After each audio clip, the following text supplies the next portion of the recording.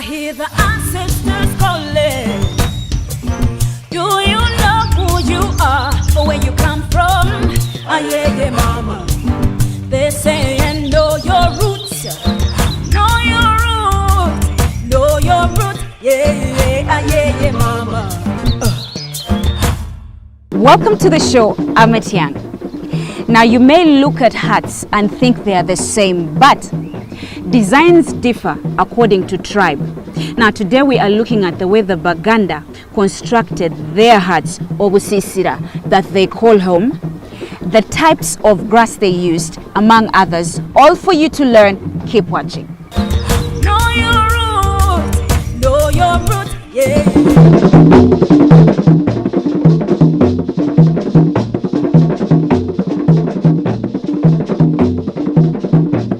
Baganda houses are circular in shape, like you see this, and they are built with mud that is applied on a wooden wattle of reed and thatching.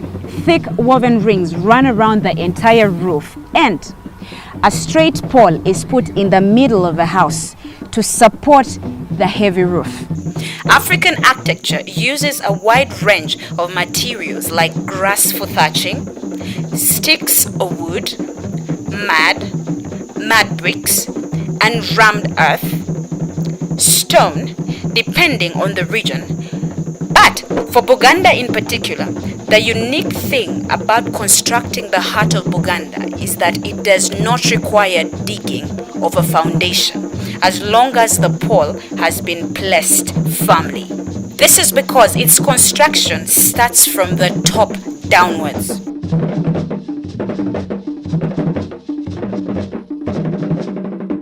Reeds are grass-like plants that grow in wetlands and are used for thatching. Elephant grass or napier grass not only increases soil fertility and protects arid land from soil erosion, it is also used for thatching huts here in Baganda after it has been dried.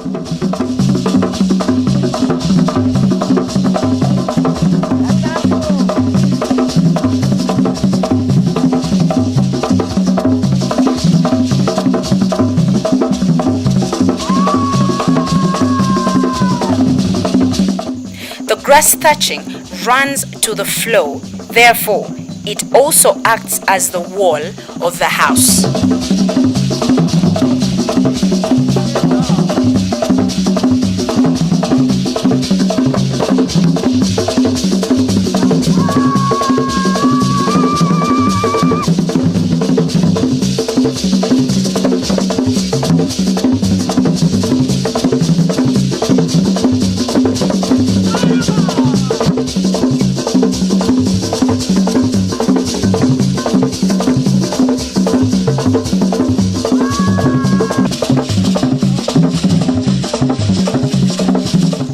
For the case of the royal hut of the Baganda Kabaka, the rings inside his house are 52, which represents the 52 clans of Baganda. These were made by only males from the Ngeye clan, and these men were given certain privileges by the king, like exemption from taxes, plus they were allowed to help cross the wives of the Kabaka on the road, for instance.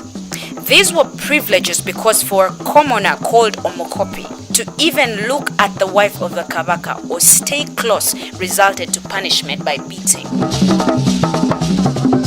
The front porch of the Baganda hut is circular in shape, and the thickness of the thatching is about 0.3 meters to make a waterproof roofing. The roof also widens downward so that in case of rain, the water does not slide off and enter into the hut. The entrance of the royal hut faces eastwards because the Baganda believe their ancestors came from the east. So the royal home facing its entrance to the east is a way of honoring their ancestors. However, for the commoners, the Bakopi, they pretty much can face the entrance of their huts in any direction. Initially, the floors in the huts were made of mud and bark cloth laid on top or mats, but these days they are cemented. By the way, these huts are always cool inside. You don't need air conditioning. Okay, welcome to Generation 21st Views. Today we are getting views on what people think about huts. Do you think they should abolish huts and do cemented houses, or we should continue our tradition of constructing huts? Hello, how are you? I'm fine, thank you. What's your name? John Anthony Ogema. Yeah. Now, Ogema, today we're looking at the way the Baganda constructed their huts, and it's a very beautiful design.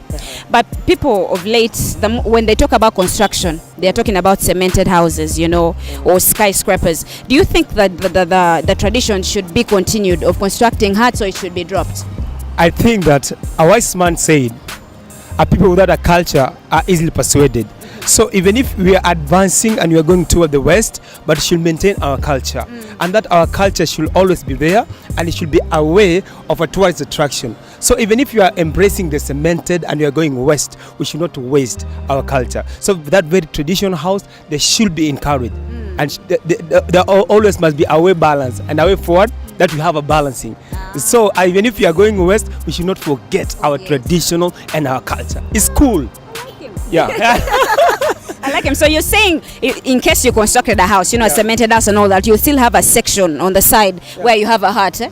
Yeah, for sure. So even it should be encouraged, even if you're building West, but it should have that very hut. Why? Because our friends are coming from West. I have a lot of friends from the West, but when they come, the thing that propels them to come to Africa is our culture, that very hut. Yeah, and mostly they come and they enjoy the village more than even the city. Because if you're talking of city urbanization, they are more advanced more than us. Yeah, so when they come to see the real Africa. And Africa is a real deal. Oh, yeah. America, Europe was the first world. They are done. The second world, America, it is done. Africa is the real world, and they are coming for us. So you should celebrate us. Africa is the real world, and they are coming for us, and you should celebrate that. We are the real deal. Oh yeah, know your roots, yeah? Thank you so much. I'm honored. Okay then. Yes, hello, how are you? I'm fine. What's your name? My name is Murungi Joab. Murungi Joab. So Murungi, what do you think about constructing huts? Do you think people should abolish, because today we are looking at the Baganda, the way they are constructing the huts. Do you think people should abolish constructing huts and just do cemented houses, or they should continue the tradition? Well, I don't find it wise to abolish huts, because one, they are so cold inside, and two, with engineering, they are improved methods of construction. Huts are not bad. They're actually very good. They are cool inside, and everyone would love to be in a hut. But the whole point is with engineering innovation, there are so many ways you can modify a hut to make it a better place. So huts are okay, and I don't find it wise to abolish them. Do you think the tradition of constructing huts should continue, or we should abolish it in this generation? I think it should continue, because it's very beautiful when you look at the way they build them, and it keeps us, because most of people here, if you're actually in Uganda, you would like to see something like that, because most of the kids have grown up not looking at those things. They know bungalows and flats. So if they built it somewhere else, it would be good for the new generation to look at what we had before. And I think they should continue doing it, because, yeah.